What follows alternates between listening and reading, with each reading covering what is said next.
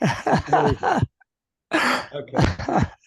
Who doesn't? So this week's is Torah portion, as usually this curriculum takes an angle of the Torah portion. And usually, it's not a central angle of the Torah portion, but it uses that as a portal into a discussion of something that is arguably central to our lives. This week, it actually, I think it's taking something not only central to the Torah portion, but central to Judaism, almost as essential as it gets, because it's a perspective of monotheism. And just to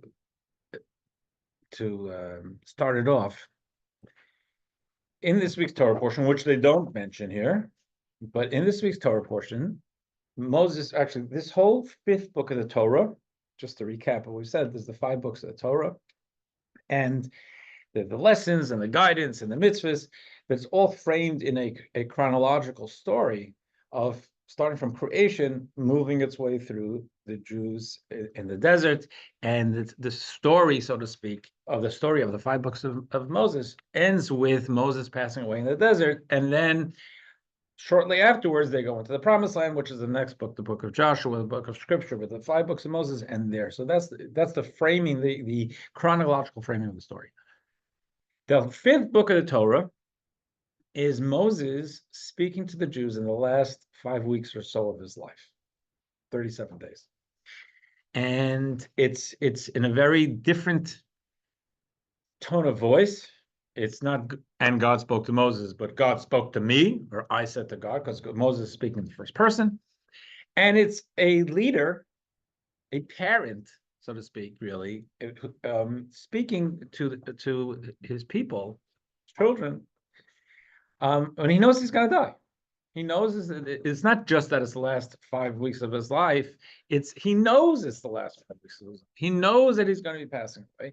And he's talking to the Jews, but preparing them for their journey into the Promised Land.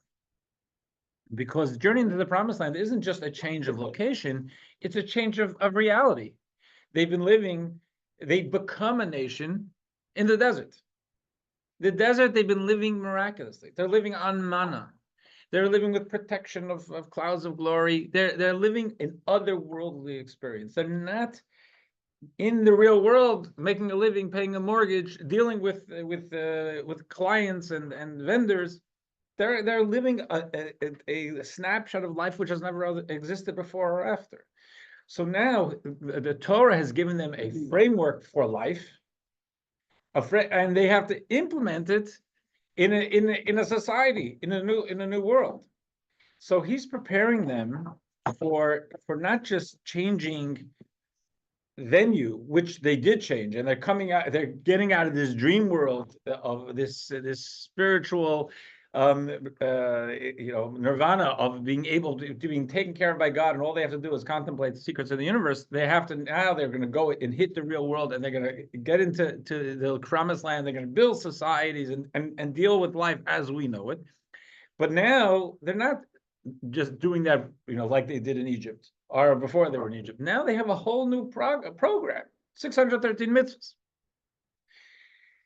So in this conversation, that's in this week's Torah portion, numerous times the Torah, Moses talks about or alludes to the idea of what we call today monotheism. And one of those things is that what we say, the famous prayer we have, the Shema Yisrael, that we say 3 times a day. It's a quote of Moses talking to the Jews. Shema Yisrael means listen up, Jews, saying Hashem Elokeinu Hashem Echad, God is one. It's a statement of monotheism. That's in this week's Torah portion. They don't mention that here. They pick up on another angle into monotheism, but it's all about monotheism. Now, what is monotheism? That's really the subject of today's conversation, and it's so central to Judaism. And as I say, the Shema is called like the backbone of Judaism. The Shema is in our mezuzahs. If you walk, it's in the tefillin that we use for prayer. We say it a few times a day. The Torah says, Moses tells the Jews, say it, repeat it to yourself when you're walking, when you're at home, when you're on the way. Teach it to your children, and it's supposed to be a ubiquitous message to the Jewish people. Now, personally, I grew up in an observant home. I knew that I said the Shema at least every night until I started saying it in the mornings from when I was very young. That's the way that was my part of my bedtime routine. And I knew at some point of there, I knew that the Shema is in every one of my mezuzahs. I grew up in a house where there was a mezuzah on every door. It was in my playroom, in my bedroom, in my dining room, everywhere. It was just there. And I knew it was the Shema. I didn't know what the Shema meant. I do remember, not much from second grade, but I do remember that being excited when my teacher in the Hebrew Youth Academy in South Orange said that we're going to study what the Shema means, because I knew that was like a big deal. And now I was going to be introduced to the secret of life. And when he basically taught us that it is a pronouncement of God is one, I was let down. That's it. I knew that. And why do you have to keep reminding me that every time I walk through a doorway? You know, there's got to be a much more stuff to teach me than God is one. So, first of all, I didn't think it was 3 or 7 or 10, but even if you set me straight. Why is that such a ubiquitous message of God? And keep on reminding me. And here is the idea of monotheism in Judaism does not mean that God is one as distinct from 12 or 2. That's also true. But that's not a difficult message. In Judaism, a person who believes in 7 gods and whittles it down to 6 is not more of a monotheist. Monotheism means looking at the world and recognizing that God is the one reality, and God is in everything, and there's a unity and a oneness to the world because godliness is in everything. There's godliness coursing through everything. So I want, and that's what we're going to delve into a bit today. It's a broad and profound and powerful topic. Deal with in less than an hour, but we'll at least nibble at it. Now, I just want to mention that, well, I love this curriculum. Every once in a while, I have a thought of something I would have done differently if I was working on this, editing it.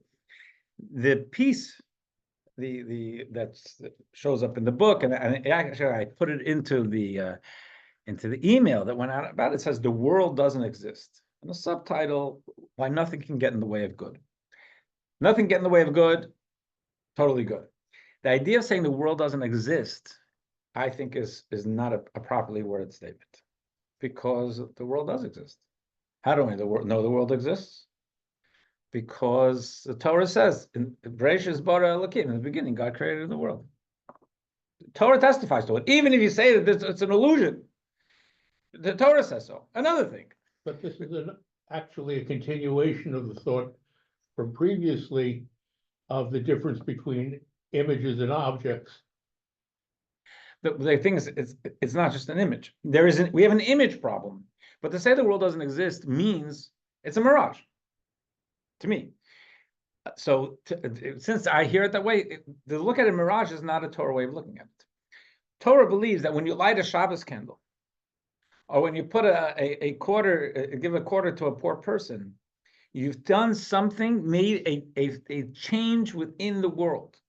You've done something special with that physical candle, the flame, the physical match. You have done something to elevate the physical world. If it's all a mirage, there's nothing for me to really elevate. We're all just playing a game that's not real.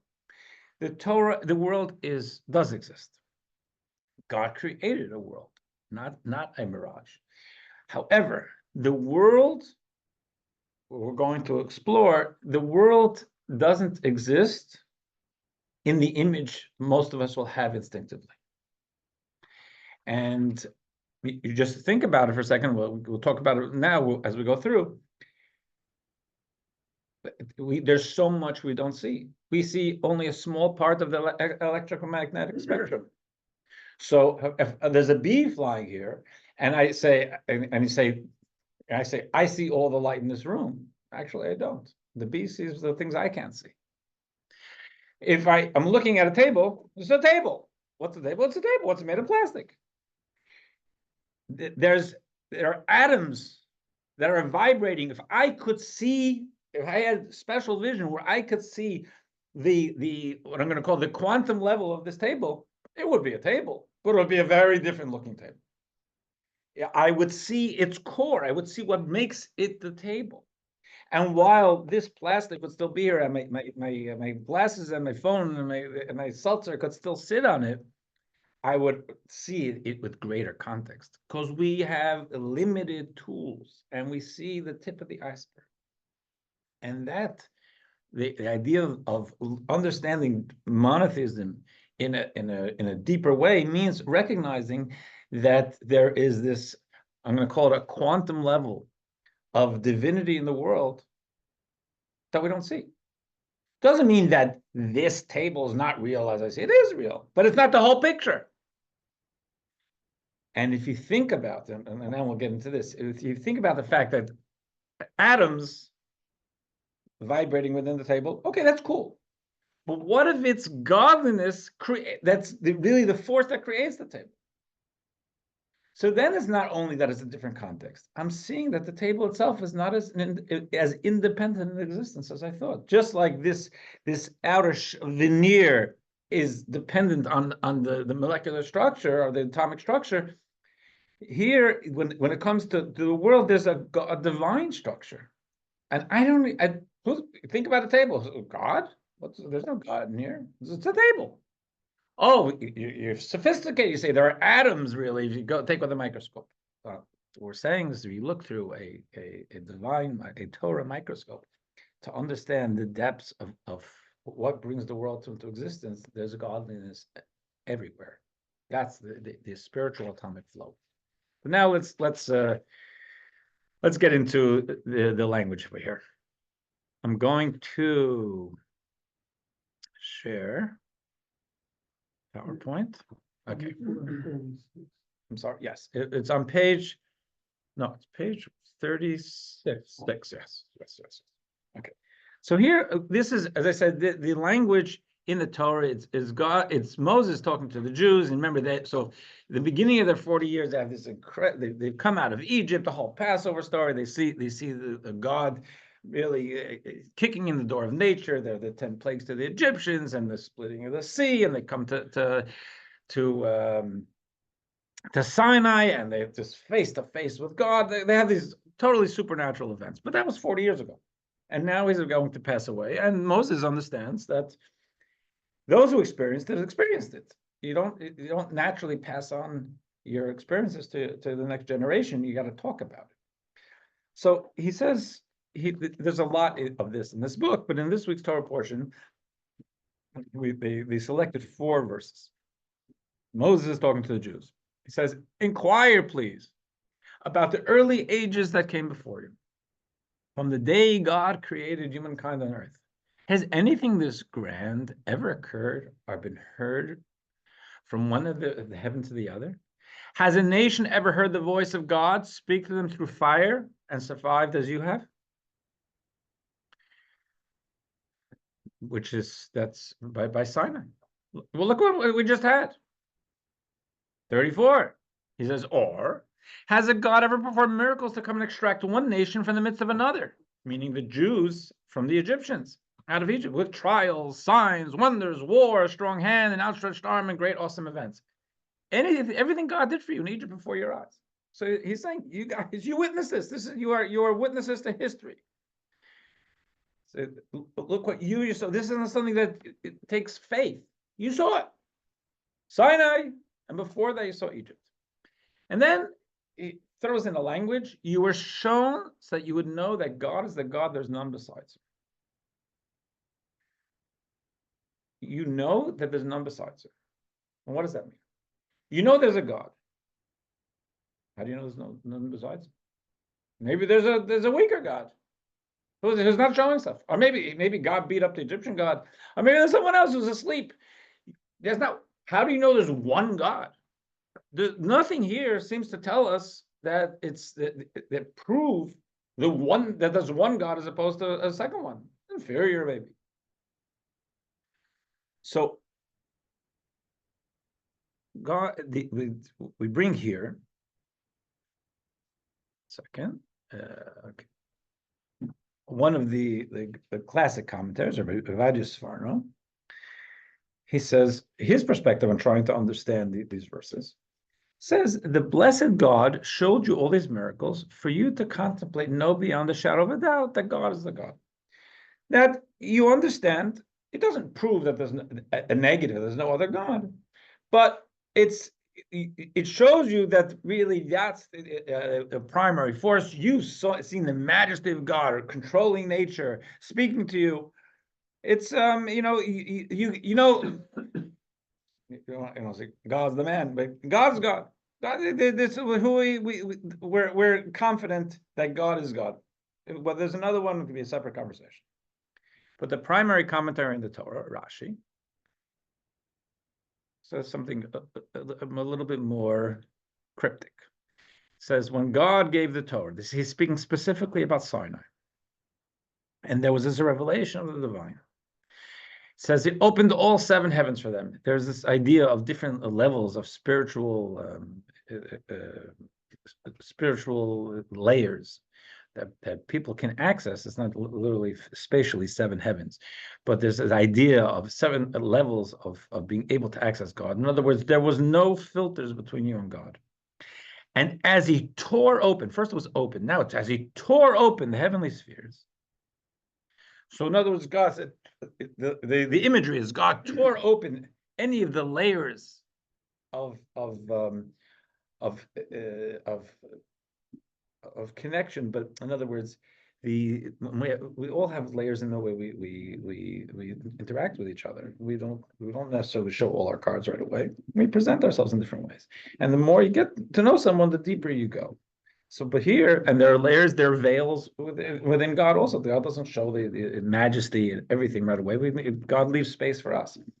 But God tore open those veils, so to speak, of the heavenly spheres, and so also tore open the earthly realm, that even on earth, to see that God is alone. And Rashi is saying God, not as God is a big God. They were able to see that there's nothing but God. There's no other God. Not only no other God.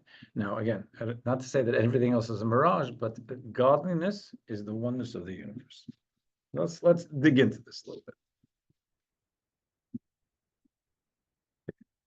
This is from a friend of mine, an article he wrote on Chabad.org. It says, a basic principle of Judaism, this is not a Chabad thing, this is in general, anything in Chabad philosophy, it's Torah philosophy. It's just the Chabad is highlighting one element or another element. A basic principle of Judaism is that the entirety of existence was created by God in what's called yesh me'ayin, or known as ex nihilo in Latin, something from nothing. No, it's not from nothing. It's nothing that we can see. Everything, matter, energy, space, and time, even the very phenomenon of existence, was generated from a prior state of utter nothingness by the Creator. So the nothingness is a little bit distracting also, and I don't want to make this a separate topic, but the world was all godliness. There was nothing in the world that felt itself independent of God. It's all God. It's like you in your mind. It's you. And you're thinking about someone, that person exists in your mind.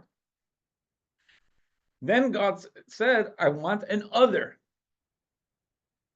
So God creates a world, a humanity and a world which feels itself as independent. That is something from nothing. It came from godliness. God's not nothingness, but it's not from a sense of total surrender to the divine. All of a sudden, we are created where either we are surrendered to the divine, either we believe in God, we don't believe in God, we're thinking about God, we're guided by God, yes or no. But we have our own social security number and our own sense of self, and then we can think about whether we want God in our lives. That it was a idea of, we say something, the somethingness, the independent somethingness from nothing. Nothing meaning total surrender to God. Creation, now taking that further. Creation is not a one-time act after which the world exists on its own, like a carpenter who builds a cabinet and walks away from it. Rather, God continually creates the world, constantly forcing it out of an initial state of utter nothingness into existence and life. And should this flow of vitality cease for even an instant, God forbid, all would revert to absolute nothingness. Okay, so this is a mouthful. But if you think about ancient times, from Aristotle and before, there were those, and until today, there are those who say, I believe in God, but God doesn't really care what I have for lunch. God's got better things to do, right? So you believe in a God who's, I don't know, but up there somewhere, because I don't believe in the world creating itself. Or you get people say, oh, God cares. God's involved in my life.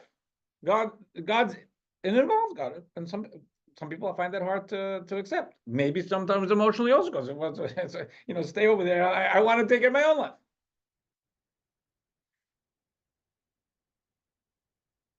From a Torah perspective, it's impossible to distinguish between the world and God, like it's impossible to distinguish between this table and its atoms.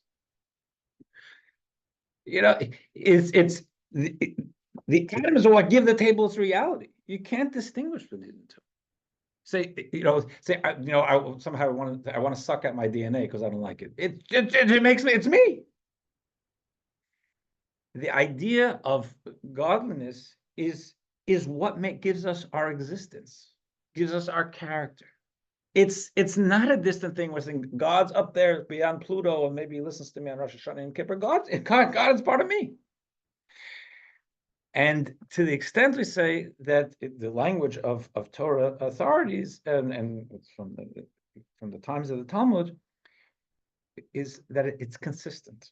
So if I have a cup of water and I blow the top of it, it's create a little depression. For as long as I'm blowing, the water is going to move to the side at the top. As soon as I stop blowing, there's no depression.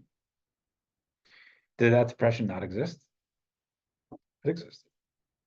Did it exist independently? No, because as soon as I stop blowing, it disappears. This idea, therefore, is that not only does God create us, and a part of us, God is consistently, right now, our existence depends on God. And to take this to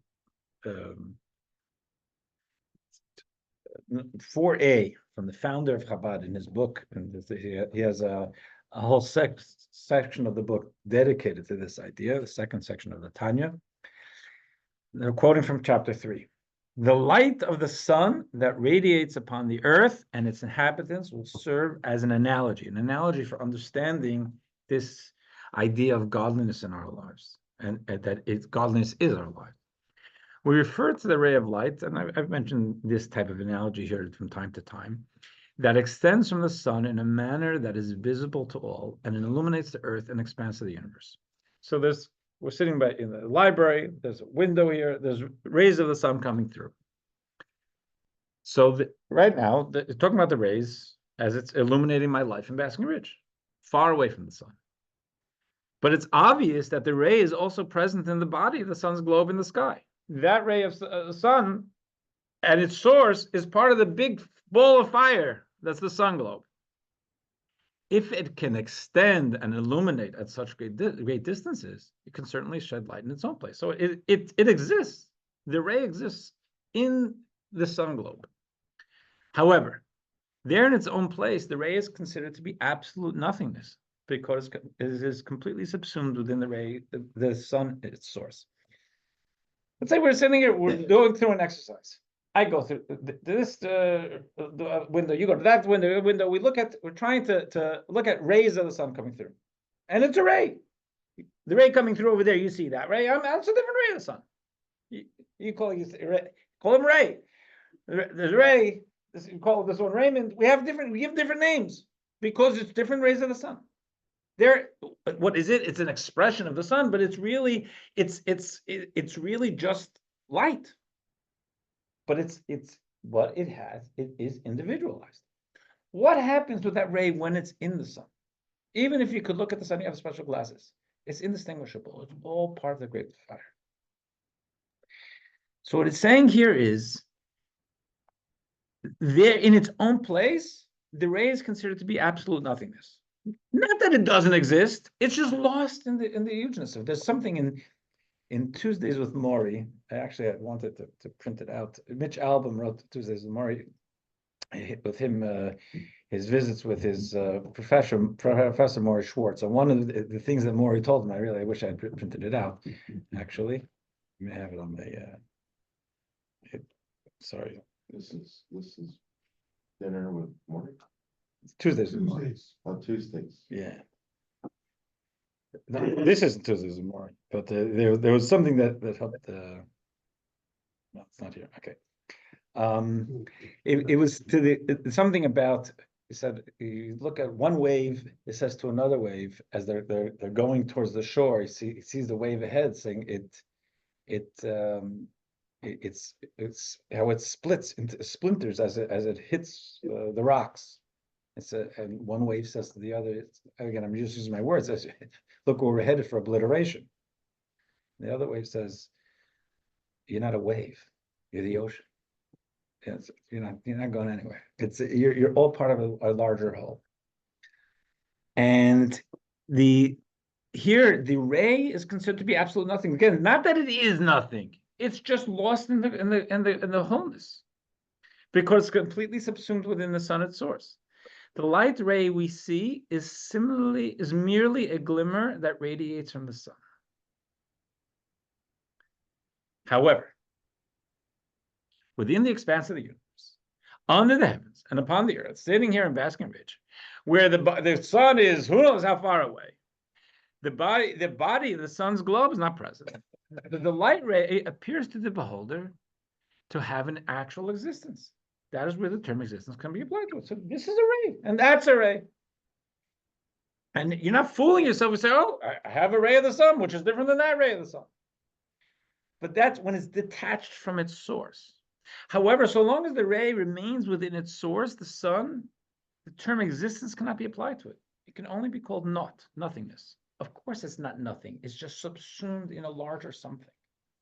The ray is literally nothing within the sun. They're only its source. The sun's luminous body gives light. Nothing else exists. Rabbi, can I ask a question? Sure. So if I can just make an analogy, for example, there is a cable signal that is being sent towards the television receiver, right? And then we see a picture on TV because there are pixels that are showing us, let's say, a movie or some television show. So that's like one model. The other, so if I use that analogy and I say, okay, I'm walking and I'm making a step. If God you say that again. You are what? Let's say I'm walking. I just made one step. One step. Right. So when I'm making that step, and God is recreating the universe every second, is God recreating every is God recreating? There are two different models, right? God is saying one model would be that God is sending this energy, and then from this energy, everything in the world is continuously moves and functions according to whatever the rules of the universe are. The other model would be that God is continuously recreating. So my walking is really not me making a step, but it is sort of like pixels on TV. It is what everything else that makes me who I am is actually constantly adjusting such that it looks like I am actually moving.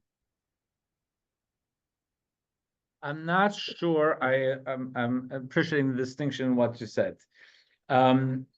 The Torah idea is that God is consistently bringing us into existence of independent existence, because the quote unquote natural state of existence is to be totally one with God, and giving us, feeding this sense of independence. Is that when you say adapting, I don't know. I guess I don't know enough about pixels. What I'm not sure that it's. I just don't. I'm not understanding the question well enough, because what's the distinction? You're saying that it's adapting?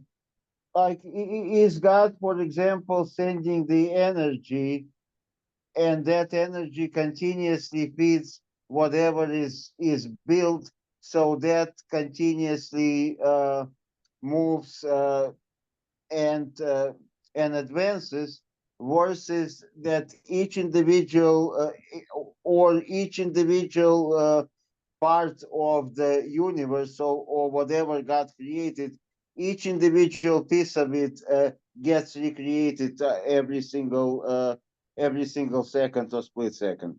The language is definitely that every individual piece is recreated every consistently every split second, probably less Okay. than that. Now I'm trying to grasp the distinction. It's God is recreating us. God is also leaving in that recreation, leaving space for our moral decisions. So not necessarily guiding every single thing we do, but bringing us into existence. But I'm not sure. But the idea of recreation, it's in our prayers also, that God creates us anew all through the day. I don't know if I addressed your question, Leon, because I'm not sure. I know I didn't fully grasp the depth of the question. Well, I didn't mean to distract Rabbi. You're asking a good question. I'm not picking up where the distinction lies, two things you're comparing. Thank you.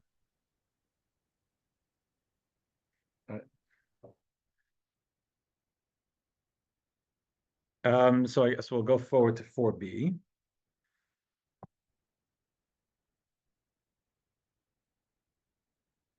So now, before we get to 4b, Rabbi Zalman, after he establishes that everything, think about it, there's this idea of the sun, the ray of the sun detached from the sun, the ray of the sun in the sun. And while the ray of the sun coming through the window is clearly totally dependent on the sun, and if a cloud passes in between, there's no ray coming through the window. And the ray of the sun is just a glimmer, an offshoot of it doesn't have its own independent existence, but it's a ray, it's a distinguishable ray. That ray loses any even image of independence when it's in the sun globe. Rabbi Zalman continues here. They don't have it here, but they're in that piece in chapter 3. They're saying that the difference is that the sun is how many millions of miles away, whatever it is from us. So there's actually, this is a ray which is detached from its source, and we can look at it and identify it. So, but God is everywhere. So while we're rays to God's sun, the sun globe is here. God's essence is here. So we are like rays of the sun, not coming through the window, rays of the sun in the sun. If that's the question, Rabbi Zalman's question is, why do we feel ourselves independent of God? Why do we have the right to say there is no God? Not only the right, the feeling. Maybe you wake up in the morning, and you woke up, and then you say, "Oh, there's a God." Oh, you don't. Even if you say there's a God, it's you putting your mind. It's not an instinctive thing. So if that's the case, if we're so wrapped up as rays of the sun in the sun, why don't we feel it? So I think that when you think about God, you think about this force in heaven above you. You don't think about you're right, and that's the way God created us to feel. in the moment. You're right. God created us to feel that way for a reason. Because if you totally felt, when a baby was totally dependent on their parent, they generally do what they're told. You want the apple juice or something? This is the way it works. The more independent we become, the more we take advice. But no, we don't necessarily give a veto to anyone. God created us to feel independent. There's nothing wrong with us that we don't wake up and say, "Oh, God, it's in my DNA. That all the atoms in my body are all godly." However, the question is, Rabbi Shazam's question is, how is that even possible? How could it be that we have highly charged divinity within our existence, giving us existence, and we're totally oblivious? I'm saying, here I am, sitting in a bar with a friend, totally charged. My whole existence, my breathing, my existence is all dependent on God. I'm saying, yeah, I don't believe in that stuff. It doesn't. It seems, the juxtaposition seems crazy. However, the Rabbi Shazam says this is the reality. Why? Because this is because the physical eye cannot understand and see the power of God in the breath of his mouth and the created being. Had the eye been permitted to see and understand the spiritual life force that flows from God's mouth and breath in the created being, the universe's tangible materialism and physicality would not be visible to the eye. It would be utterly null compared to the spiritual life force within, considering that without the life force, the created being would be utter nothingness, literally as it was before creation. Therefore, there's truly none besides God. So what Rabbi Shazam is saying, the way I would translate it, you have an advanced physicist. He's having a beer with a friend. And he says, you know something? In this bar, there's actually atoms. And they're vibrating. And he says, you're crazy, man. This is just what? He said, yeah, no, inside you, your mind. Where'd you get that from? What are we smoking? Look at it. That's not moving here. And the physicist is saying, I can't see it. But I know it. I've seen it with my eyes. I see it with my mind's eye. Maybe I've seen it in a microscope. But that's just not the world we see. We have limited perspective. Here we're saying if God wanted us to have that feeling, would have given us the permission to see it. We don't see it. But just like the physicist is saying, you may not see it, buddy. I'm going to tell you what's going on. Or the pulmonologist saying, yeah, you can't see what's happening to your lungs as you smoke in it, but let me tell you, like, I can't see it. You can't see it either. I can't see it. I know what's going on with your lungs as you smoke, bring in the nicotine into your lungs.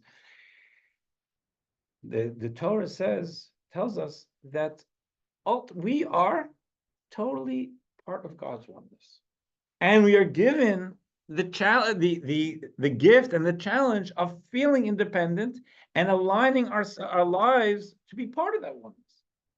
But it's not that, in other words, the idea of someone saying, I mean, if you speak to the Rebbe, if you had walked by the Rebbe today and you said, I have a friend who's totally not connected to God, the Rebbe would smile and say, that's impossible.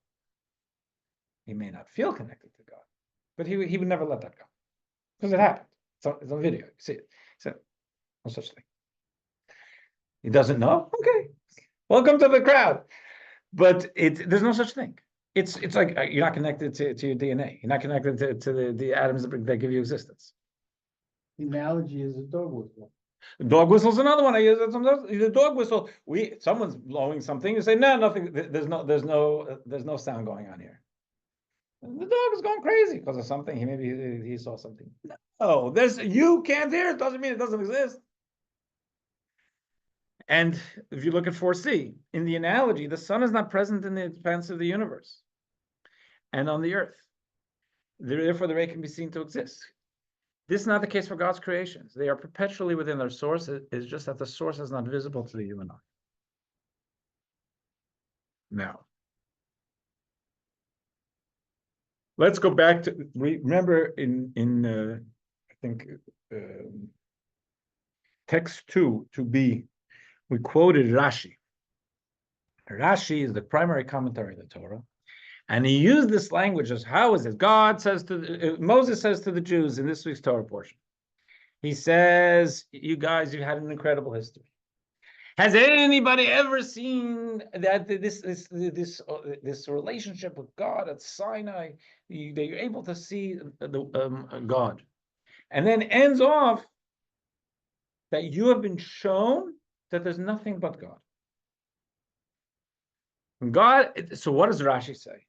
It says when God gave the Torah, it says he opened all 7 heavens for them, and then he tore open, and as he tore open the heavenly spheres, in other words, those veils of concealment within spirituality, so did he tear open the earthly realm, so that is alone.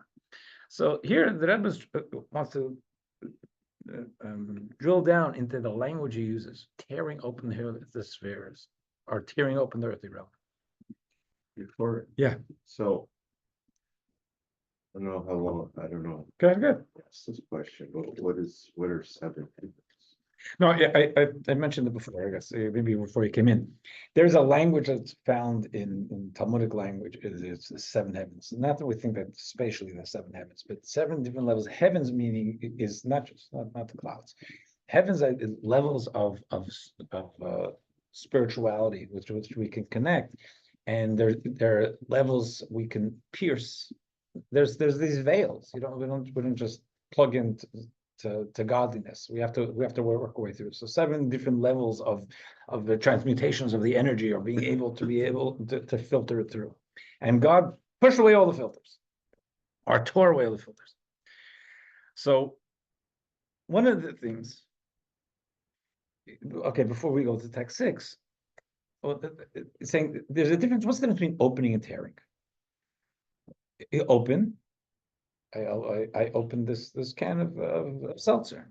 I opened it, and there is the vessel, and I opened it, and now it's able to be used. I'm able to access it. Tearing open a wrapping is obliterating it. It's not that it disappears. It's destroying the wrapping. What are the two things? Sometimes we look at the world and we say, you know something, life is good. And the world as I see it, not godliness coursing through my veins, but the world as I see it. The rising sun, nature, relationships, my job, everything, it works. I'm feeling blessed today. So I can feel godliness through my life. That's where we can kind of, we open up, we can look within the canister of life, and we can feel God. And the trappings work well. There's sometimes when the trappings work against feeling close to God. Things are not good. I'm not happy. Yeah. Okay, but the opening itself is more than just an opening. It's an invitation. Yes. Saying, I'm opening this to you. Come in. Yeah, not in this case, sir. So I understand what you mean, but if here is it was all about giving, opening to give. It's at Sinai. Open all 7 for them, not for them to come in, but to give to them. That's the context of why it's the way the Torah is giving it. So in life, there's the times when God does it, looking through how all these channels work to bring across godliness. Sometimes you have to tear open the wrapping because it doesn't work. You just want to get to what's inside, the godliness inside. And if you take a look here, this is from the Rebbe, text 6. There are occasions when God tests us by concealing the truth of the divine presence in the world. When God's word that creates the dynamics that stand in our way is completely invisible and hidden behind the mask. If today is not going well, if my supervisor just yelled at me, if there's something going on in a relationship, I'm all in God's world. I'm saying, I don't feel God. The situation I have, this is God's life. God's good. This isn't working. Then, such times it is not sufficient to open the mask. At that point, we need to tear it up. We must destroy and nullify the mask entirely. What does that mean? What does nullifying the mask mean? It means recognizing that I'm living in God's world. And that even though I have a challenge and it feels crummy and I don't feel close to God, God isn't distant from me. God's never distant from me. God presenting me with a challenge for whatever reason, and I need to find the godliness within it. I have to work with this. It's not, if I'm an independent being, even if I believe in God over there, but if I'm just really vulnerable to the craziness of the universe, and someone acts on me today and hurts my feelings, or hurts me, God forbid. I'm in the jungle. That's what happens. Sometimes the stronger preys on the weaker, or whatever it is, and things happen. Or I say, I'm not in the jungle. I'm in God's world, which feels like a jungle, but it's not a jungle. So if something happened to me this way, there's something here for me. There, I can't lose sight of the godliness in what's going on right now, and I need to try to access that and see what does God want from me. What's the best response? How do I grow from this? How does the other person grow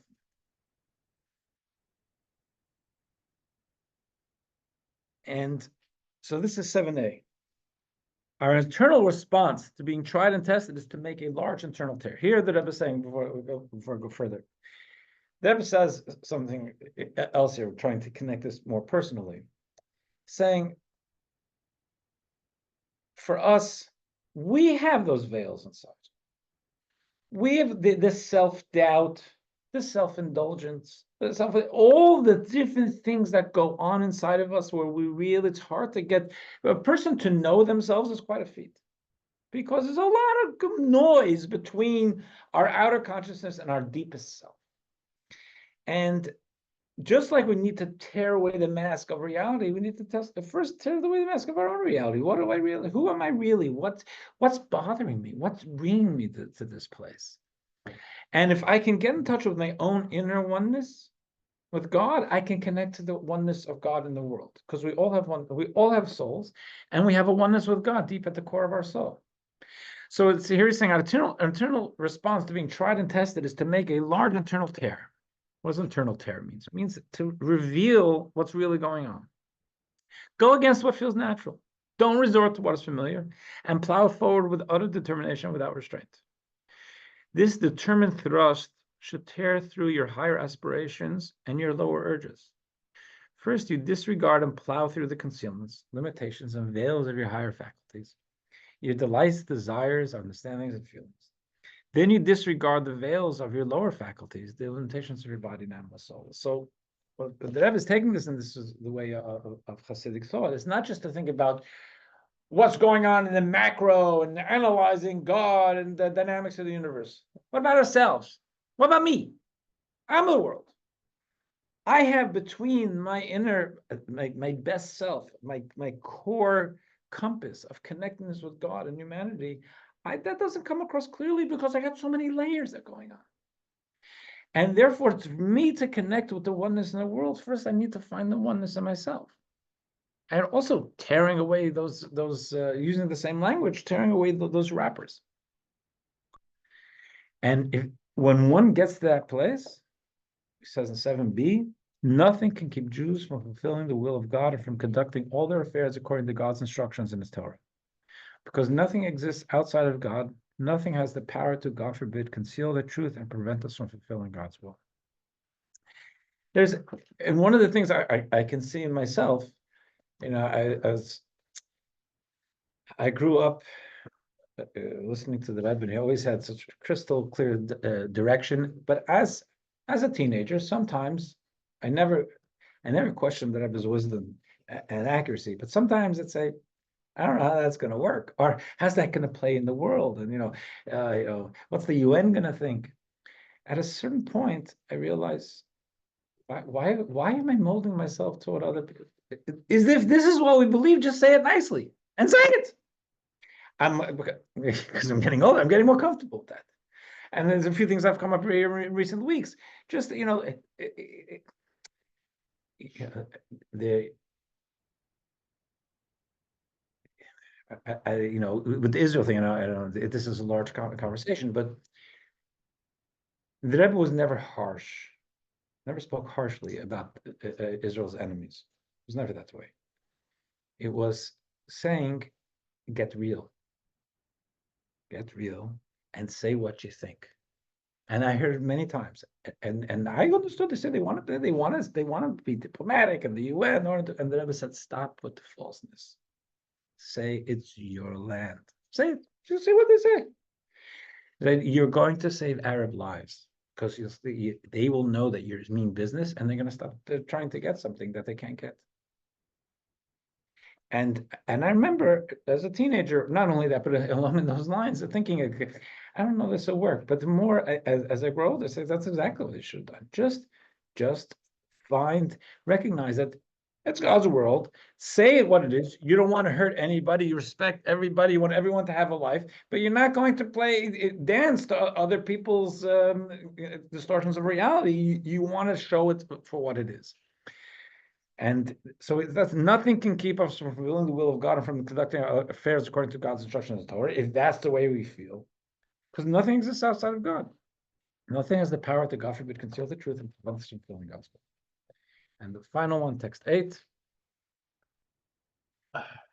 Back to Yankee Tauber.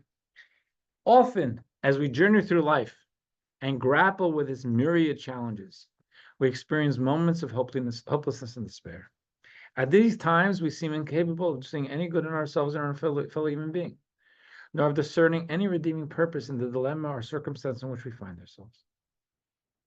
But the doctrine of perpetual creation means that at every point in time, the world is the way it is only because God actively desires to so create it. There really can be no hopeless situations and no meaningless moments, for this very moment, with all its attendant unpleasant circumstances, was only just now brought into being out of absolute nothingness by a purposeful creator who is the ultimate source of good. So it's up to us to tear away the ugly wrappers and try and figure out. It's not, you're not going to say, well, it's not unpleasant. It is unpleasant. But what's here for me? What is God trying to teach me here? And here, this is a little graphic they gave you. God is one with everything in this world. When we recognize that truth in the face of obstacles, nothing can stand in our way. Key points. It doesn't mean that nobody can act evilly on us, but that we will stay ultimately stay connected to the truth of it. Key points. The world gives off the appearance of existing independently from its creator. As such, life sometimes seems able to prevent us from following God's wishes as communicated in the Torah. Number 2, the truth is nothing exists independently from God. God creates us continually, and if we were able to stop, he were to stop for even a moment, we would cease to exist. Number 3, moreover, when we are within God, nothing exists except for God. Since God is omnipresent, we're always within God. Thus, we in the universe have no existence outside of God. Again, that's very careful. We do exist, but we exist as godly, as expressions of God. God concealed this truth, in number 4, which creates the illusions of self-existence. And the independence is the illusion. This is why it seems at times like the world is standing in our way when we want to practice it in a Jewish manner. And number 5, knowing the truth empowers us to know that self-existence is an illusion. Even an obstacle to Jewish practice appears in our path and we bear down with determination, it will disappear. Okay. So, if there are any questions? In regard of 7, there is not any with the Safirot 7 and 10. 7 and 10. What are you saying? There, Sefirot? About the 7 levels that. Yes, right. So there's within Sefirot, the divine building blocks of the universe. We talk about 10, and then within the 10 is a subsection of 7. That's and it does relate to the 7 parts. Okay, there's a mouthful there. Okay. Thank you, Have Rabbi. a great week. You too. Thank you, Rabbi. Bye-bye. Thank you, Rabbi. Bye-bye.